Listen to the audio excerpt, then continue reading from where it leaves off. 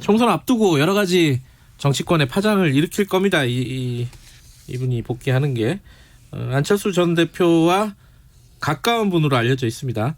바른미래당의 김철근 구로갑 지역위원장 전 대변인이기도 하시죠. 스튜디오에 모셨습니다. 안녕하세요. 네, 안녕하십니까. 가까운 분이십니까? 안철수 전 대표랑? 글쎄요. 외국 나가 있을 때 독일에 한번 제가 다녀온 적이 있습니다만. 네. 네. 벌써 작년이네요. 작년 5월 달에. 그럼 꽤 됐네요. 그죠? 네, 그렇습니다. 네. 그때 뭐 무슨 얘기 하셨어요? 내년 초쯤에 나 간다? 이렇게 말씀하셨습니까? 그런 얘기는 없었죠. 근데 그 정치를 하면서 본인이 느꼈던 여러 가지 소외나 성찰 이런 거에 관련된 얘기는 많이 했고요. 네. 또 국민들 새로운 대한민국을 위한 또 경제적인 문제 이런 거에 대한 관심이 많았고요. 거기에 대한 연구. 네. 또 우리가 적어도 20, 30년 정도로 먹고 살 수 있는 네. 먹거리를 찾아야 되는 거 아니냐. 이런 거에 대한 관심도 많았습니다. 그래서 지금 본인이 한 6년, 7년 정도 정치권에 있었던 네. 쭉 되돌아보면서 네. 내가 어떻게 해야 될 것인가에 대한 그런 내공은 상당히 많이 길러지고 깊어진 것 같은 이런 느낌이 들었습니다. 달리기만 하신 건 아니군요.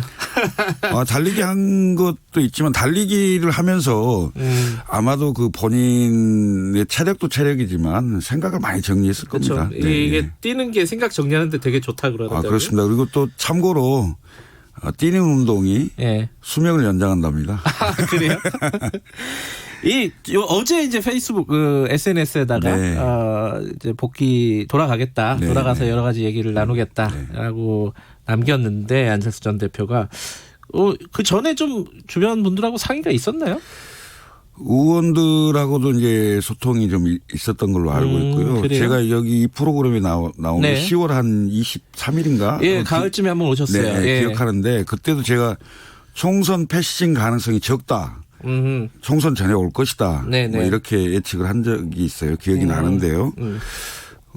저는 뭐 그렇게 봤습니다. 그리고 12월 22일 날 현역 의원들이 안 대표 정계복귀 촉구 기자회견을 했고요. 맞아요. 예. 저희가 23일 날 원외위원장 한 200여 명이 안 대표가 결단을 해라. 좀 돌아와 달라. 지금 문재인 정부가 국정 운영하는 게 경제도 폭망했고 외교 남북관계 더군다나 국가 운영을 하는 데 있어서 이른바 개파 끼리끼리 해서 부정부패도 눈 감아주고 감찰도 안 하고 국가 권력을 동원해서 선거에 개입했다는 이런 의혹들이 나오고 있는 상태인데 이 상황에 문재인 정부를 견제하고 비판해야 될 이런 세력 국민들이 믿을 만한 그런 대안 세력이 보이지 않는 상황이기 때문에 안철수 대표가 큰 결단을 좀 해달라 뭐 이런 요청을 했고요. 연말에 온 국민들이 다 받겠습니다마는 이른바 패스트트랙 법안을 처리하는 과정에서 세계 10대 강국 경제 강국이라고 할 수 있는 대한민국의 국회에서 보여지는 그 모습이라는 게 너무 볼상사나웠던 거 아니겠어요? 그러니까 정치가 국민들을 위하는 게 아니고 오히려 정치가 국민들의 걸림돌이 되고 있는 이런 구태 정치 잘못된 정치를 좀 바로 잡아야 되지 않겠냐.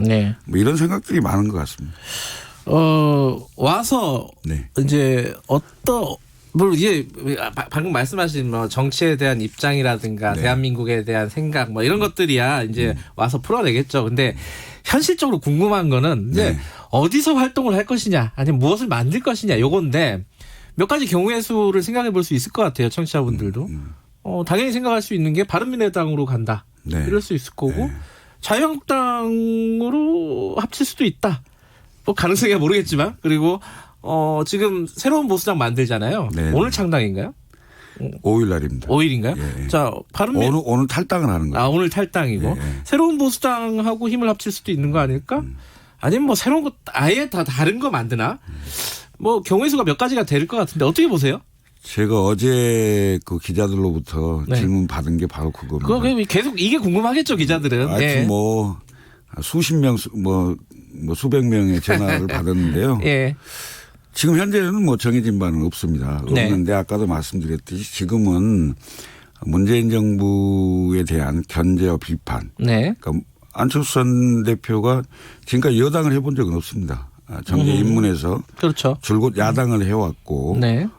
힘든 싸움을 쭉 해온 거죠. 네. 그런 과정이기 때문에 지금도 문재인 정부가 사실은 정권 교체를 해서 네. 잘할 걸로 믿었지만 실제 나온 성적표 그리고 본인이 이제 대통령 선거 때 이른바 안철수의 예언이라고 그래서 세 가지를 얘기를 했잖아요. 뭐죠?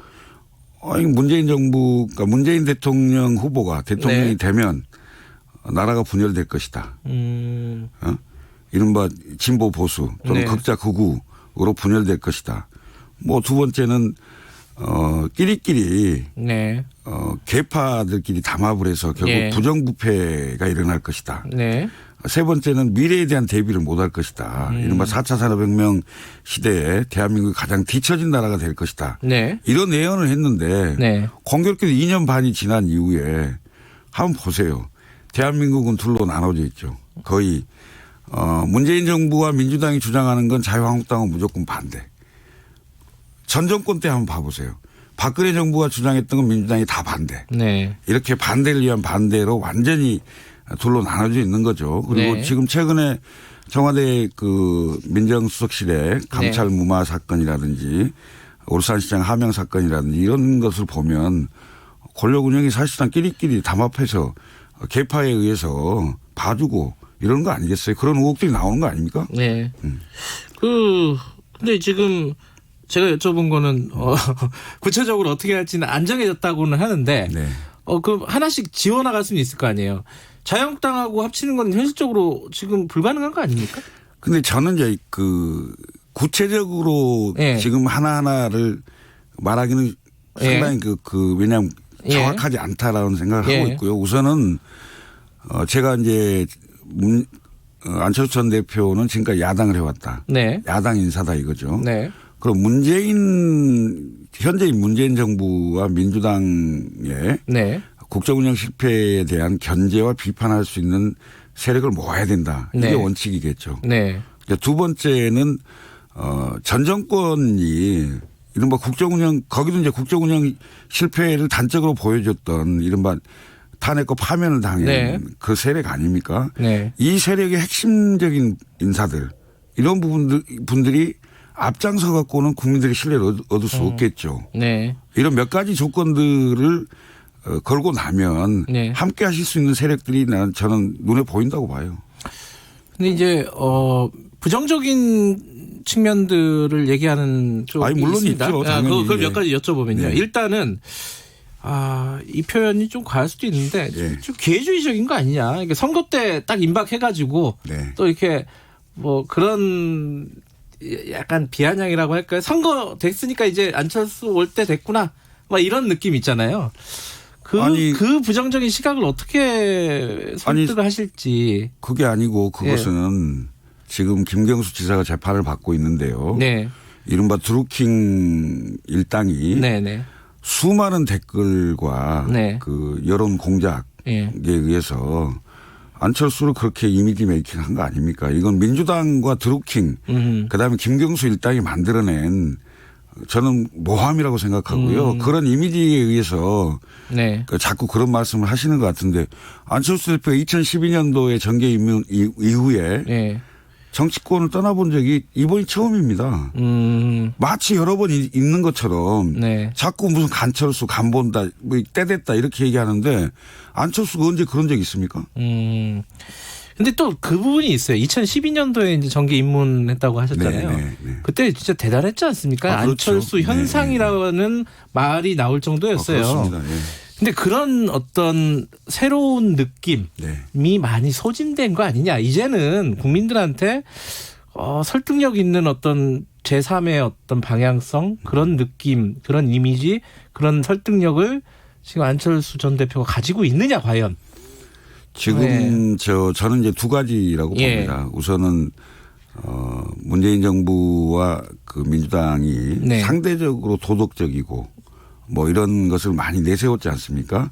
그런데 조국 사태로 인해서 이른바 조국 전 법무장관이 그 이런 기소가 됐는데 네. 기소되는 과정에서 보면 네. 여러 가지 제목이 나오잖아요. 네. 근데 그 제목보다는 대단히 위선적이고 네. 본인이 한 행동과 또 본인이 그 상대를 비판하면서 내놨던 SNS 글들 네. 이런 것들을 보면서 대단히 위선적이고 위선적인 정권이다라는 게 우선 하나 있어요. 예. 예. 그리고 두 번째는 대한민국 경제가 대단히 어려운 상황입니다. 네. 리먼 브러더스 사태, 오일 쇼크, 그다음에 IMF 이때를 제외하고는 2% 이하로 성장률이 내려간 적이 없습니다. 네. 그런데 문재인 정부는 지금 그런 사태가 없잖아요. 네. 없는데도 사실상 2%를 지키기 어려운 이런 정도 경제가 하강으로 내려가 있는 상태입니다. 네. 이런 두 가지를 본다면 저는 대한민국 국민들이 앞으로는 정치 지도자는 기본적으로 정직해야 된다. 네. 정직한 지도자. 그리고 경제를 활성화시키고 경제를 성장시킬 수 있는 지도자. 이런 그 컨셉을 좀 원하지 않겠는가. 뭐 그렇게 본다면 그 후보군들 중에 네. 안철수를 다시 볼 수 있는 적어도 안철수 대표가 조금 어눌하고 좀 어설퍼 보일지는 모르겠습니다만은 대단히 정직한 사람은 맞습니다. 그리고 본인이 그 기업을 크게 일궈온 사람 네. 중에 하나이기 때문에 실물 경제도 알고요. 네. 경제적인 여러 정책들에 대해서 네. 판단 능력을 가질 수 있는 그런 사람이기 때문에 저는 국민들이 안철수 전 대표를 다시 볼 수 있는 기회가 되지 않을까 이렇게 기대를 해봅니다. 비호감도가 좀 높더라고요. 여론조사를 해보면은. 아니 그 영향이요. 아까도 말씀드렸듯이. 드루킹이요? 드루킹의 영향이 얼마나 큰지 모르세요? 아니 그거 좀 지난 일이잖아요. 아니 댓글이 이렇게 뭐 이렇게 달리고 완전히 사람을 그 어느 틀에 가두고 네. 굉장히 잘못된 부분만 부각시켰던 네. 그런 사건이기 때문에 저는 안철수 전 대표가 다시 국내에 들어온다면 우선 공항 일성이 중요하겠죠. 네. 1년 4개월 정도 됐는데요. 독일 미넨하고 네. 미국의 스탠포드에 지금 있으면서 네. 혁신의 현장도 상당히 많이 다닌 것 같아요. 뭐 에스토니아 같은 경우는 블록체인으로 이제 그 정부를 운영하고 있고 네. 스페인의 뭐 혁신 농업 현장이라든지 관계자들도 많이 만나고 또 이제 독일이 4차 산업혁명의 가장 선두국가 중에 하나니까 인더스트리 4.0도 현장을 보고 앞으로 대한민국 국민들이 먹고 사는 20, 30년 정도는 뭘 먹고 살 건지 이런 거에 대한 확실한 비전을 좀 내놓는다면 알겠습니다. 완전히 좀 달라지지 않을까 이런 뭐 생각이. 자세한 얘기는 뭐 귀국을 하면은 저희들이 직접 들어보면 네. 좋을 것 같은데 네, 네. 지역구 출마를 하나요? 어떻게 보십니까? 뭐 예를 들어 박지원 의원 같은 경우는 총선 뭐 대통령 후보 이게 나가지 않겠다고 말을 해야지 이제 성공할 거다.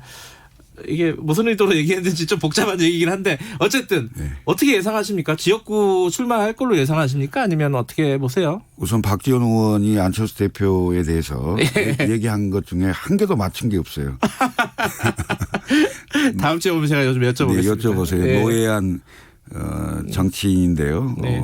젊은 지도자가 좀 커가는 과정에서 덕담도 좀 해 주시지. 저는 그 총선 출마 여부를 포함해서 네. 안철수 전 대표와 함께하는 세력 네. 이게 국민들로부터 신뢰받을 수 있다면 알겠습니다. 무엇이든 선택할 수 있다. 네. 이렇게 생각합니다. 언제 귀국하나요? 뭐 상식적으로 생각하면 구정 전에는 오지 않을까 기대해 구정 봅니다. 전에 온다. 네. 설 전에 와서 뭐 아까 말씀하신 대로 공항 일성을 좀 들어보면은 네. 대체적으로 윤곽은 잡히겠네요. 네, 예. 알겠습니다. 오늘 나와주셔서 감사합니다. 감사합니다. 바른미래당 김철근 전 대변인이었습니다.